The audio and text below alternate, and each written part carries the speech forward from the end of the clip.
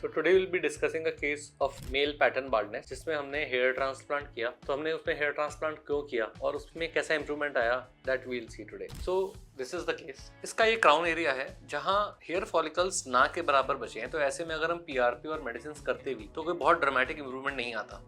Same patient का ये है जो फ्रंटल एरिया होता है और ये दूसरी साइड का फ्रंटल एरिया है। इसमें भी क्योंकि फॉलिकल्स है ही नहीं है कहीं पे और बीच बीच में भी जो फॉलिकल्स है वो बहुत थिन है, तो मेडिकल ट्रीटमेंट करने से हम इसका ये एरिया फिर भी घना कर सकते हैं, बट इस एरिया में कोई ड्रामेटिक इंप्रूवमेंट या इस एरिया में कोई ड्रामेटिक इंप्रूवमेंट नहीं दे सकते। So that's why first we chose hair transplant and then we will follow up with this medical treatment to improve the density of the existing areas. So when we did the hair transplant, this is the kind of results. So these photos are from 29th May 2023 and now I'll show you the photos after approximate 9 months, that is 21st Feb 2024. So now you can see कि अगर मैं आपको पुरानी photo ना दिखाऊं तो आप शायद ये भी पता ना कर पाए कि यहाँ हेयर ट्रांसप्लांट हो रखा है। So how natural the results can be.